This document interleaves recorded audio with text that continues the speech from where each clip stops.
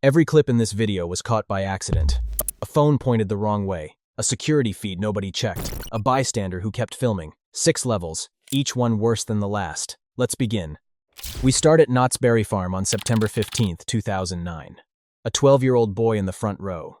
A launch cable under 18 months of neglected maintenance. And a mother standing below with her camera who thought she was about to film a memory. Level 1. Kyle Wheeler and his father Russell took their seats in the front row of the Xcelerator at Knott's berry farm, a hydraulic launch coaster that accelerated from 0 to 82 miles per hour in just over 2 seconds, before rocketing straight up a 205-foot steel tower. Kyle's mother Anita stood below with her camera, smiling. The launch sequence began and a thick steel cable, the same one designed to propel the train forward, snapped. The moment was captured on video. The cable whipped loose and sent metal fragments flying in every direction. The train jerked forward, began its climb, and then slid back down into the station. Kyle took the full force of the cable across his left leg. It split the fiberglass car in half and tore deep into his muscle. Russell beside him was showered with debris and nearly struck in the face. Anita later wrote in an online forum that she had been standing there believing she was watching her son and husband die in front of her. Kyle endured multiple surgeries over the following months, grafting skin and slowly relearning to walk through painful physical therapy. The state investigation found that 18 of the 20 launch magnets beneath the train had been sheared off, and the cable showed gross amounts of metal fatigue. The manufacturer had recommended monthly cable inspections. Knott's had been operating on a 6-month schedule and was 3 weeks behind even that reduced routine at the time of the accident. The family settled confidentially with Cedar Fair in 2011. The Xcelerator was rebuilt and still runs today at the same speed and the same drop, carrying passengers who have no idea what the camera captured in that station on a September afternoon in 2009. On August 14, 2021, at Lagoon Amusement Park in Farmington, Utah, a 32-year-old man boarded the Sky Ride alone. It was one of the park's gentlest attractions, a slow-moving cable lift carrying guests 50 feet above the ground from one end of the park to the other. The gondola was not built for thrills. It had operated safely since 1974. Halfway across the park, witnesses began noticing something wrong. The man was hanging from the side of the moving chair, one hand gripping the safety bar, his legs dangling freely above the concrete. Bystanders pulled out their phones. Some laughed, assuming it was a stunt. One woman filming later said she genuinely believed she was watching a professional gymnast. She was not. The crowd below began shouting for him to hold on. The ride kept moving, and then he fell. The fall was 50 feet. Witnesses described the sound as a thud that silenced everything around it. He was airlifted to the University of Utah Hospital in critical condition and died 2 days later. Police confirmed the ride had not malfunctioned. It had passed inspection that same morning. No one could confirm whether he had stood up, slipped, or leaned too far over the edge. The footage of a man hanging calmly above a crowded park, while hundreds watch from below, still exists online and has never been explained to anyone's satisfaction. In July 2025, the scene repeated itself on the same ride, when a second man was filmed hanging from the exact same gondola before security reached him in time. He survived. For those who had watched the first fall, the second video felt like borrowed time. A feedback ride in India where 2 harnesses failed on the same cycle, no emergency brakes existed, and the operator fled when confronted by furious guests. And a grandmother at Six Flags New Orleans who stepped into a restricted zone to check that her 4-year-old grandson was buckled in safely. Level 2.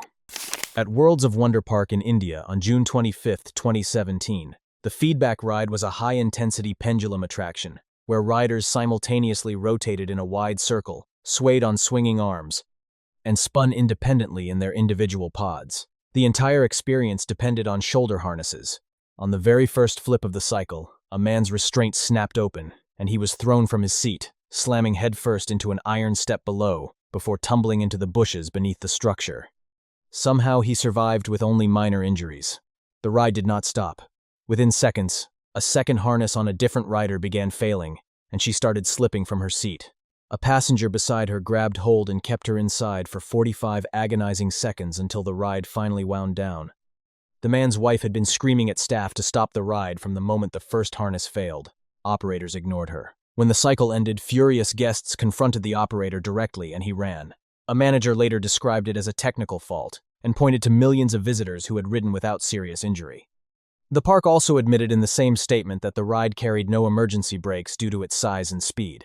It could only be slowed by cutting thrust and waiting for the pendulum to decelerate on its own. Nobody was ever held accountable because at that time Indian amusement parks operated under no specific safety laws. They were not legally required to conduct safety checks, audit rides, or investigate accidents. The harness failed. The ride kept going. The operator ran. And the law said none of that was anyone's responsibility.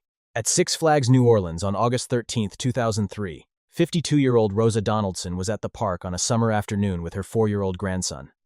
They made their way to Joker's Jukebox, a small spinning attraction just a few feet off the ground with 30 cars rotating on 6 arms. Rosa stepped into the restricted zone to check that her grandson's harness was properly secured. The operator started the ride while she was still standing inside the zone. One car struck her in the head. Another hit her body. She collapsed, bleeding on the ground. Her pelvis was crushed, and she died before doctors could save her. 2 years later, Hurricane Katrina flooded Six Flags New Orleans beyond any possibility of repair. The park has stood abandoned ever since, its structures slowly collapsing into the overgrowth. Rosa Donaldson died making sure a 4-year-old was buckled in. The park that allowed it to happen is now a ruin, and nobody was ever charged.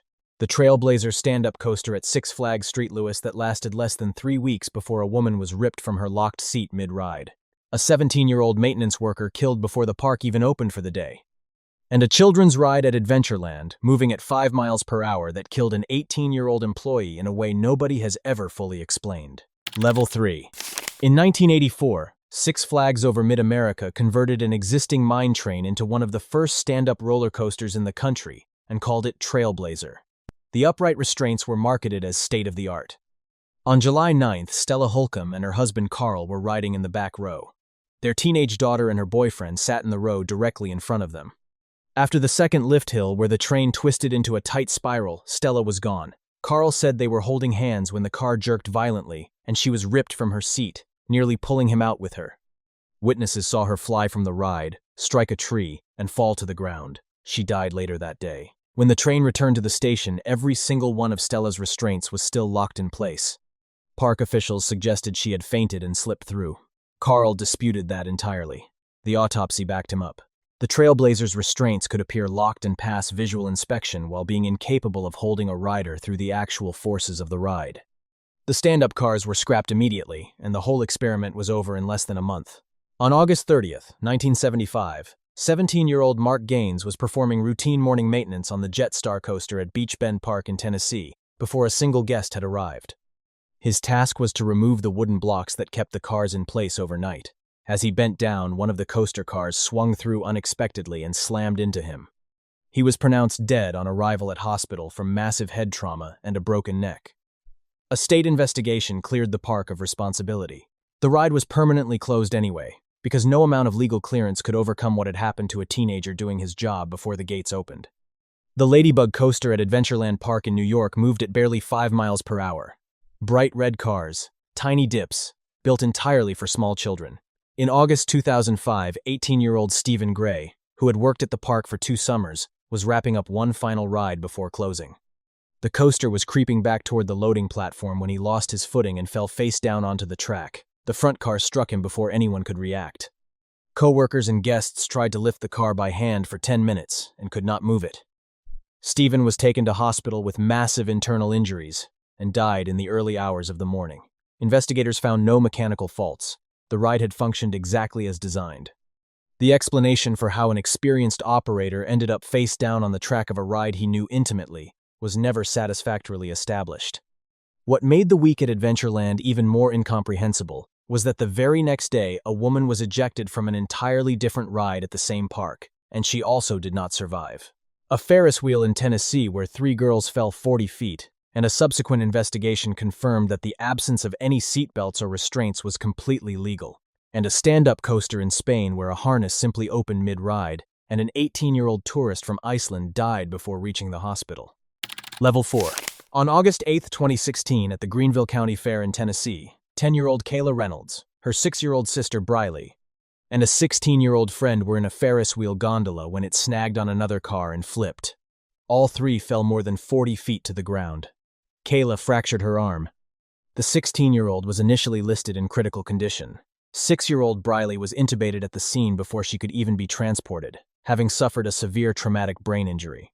When investigators examined the ride, they confirmed the gondola had no seat belts and no arm restraints. They also confirmed this was not a violation of any law. Safety features of that kind were considered voluntary for that ride design, and their absence was legally permitted.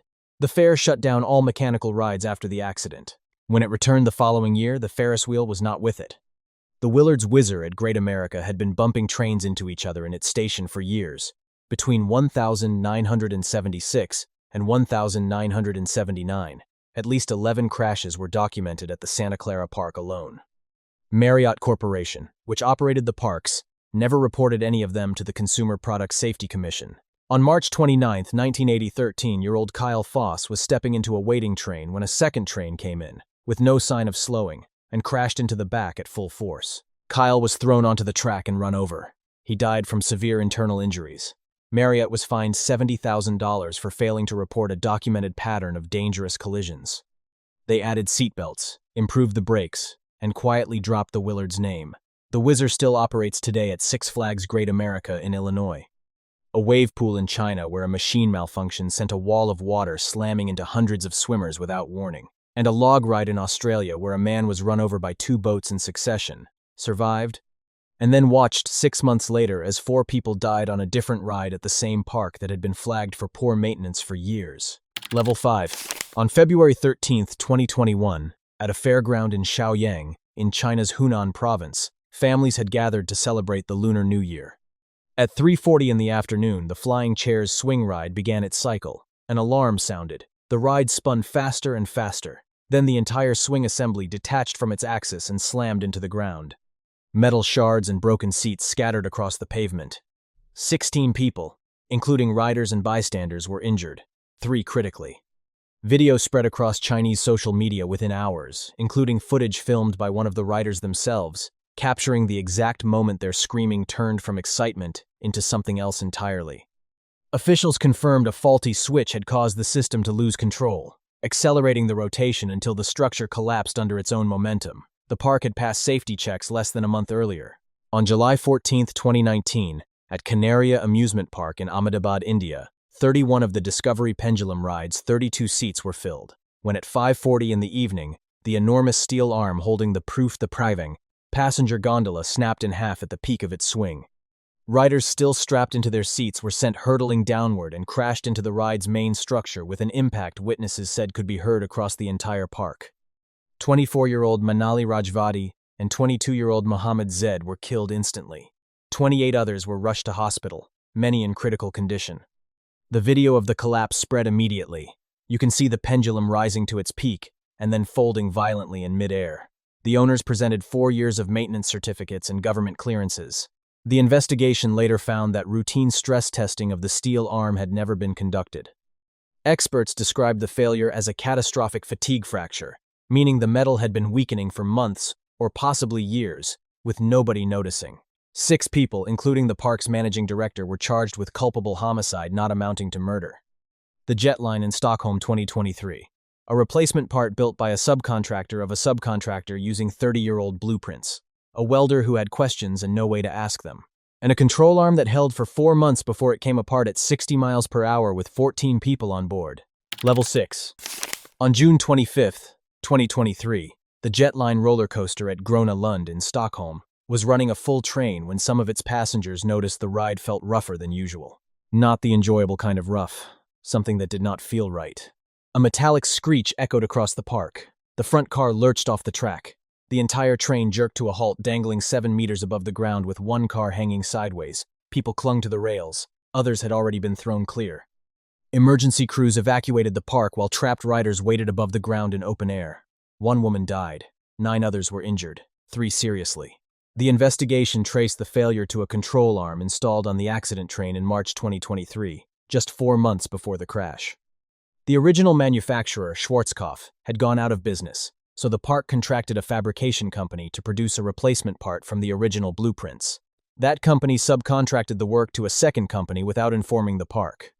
The welder at the second company had questions about the 30-year-old blueprints, but had no pathway to ask the park for clarification because he did not know the park existed. He made his best interpretation.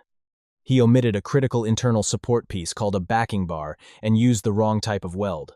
The part looked correct. It passed visual inspection, and then 4 months later it disintegrated mid-ride. The Grenoble CEO declared June 25th a day of mourning. The park closed for a full week. The incident has since forced the entire industry to reconsider how replacement components for rides whose manufacturers no longer exist are commissioned, verified, and installed.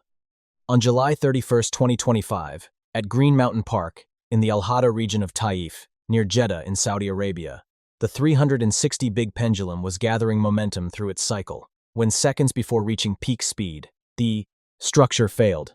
A snap, then steel and seats collapsed into the platform.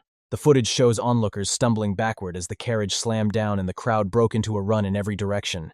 23 people were injured, 3 critically. Investigators noted that the passenger wheel appeared to land relatively flat, which may explain why there were no fatalities. The regional governor ordered the park shut immediately and launched a full investigation into the cause. Authorities began inspecting every other ride on the property. The investigation remains ongoing, but the footage of the collapse circulates online. Another pendulum ride. Another structural failure.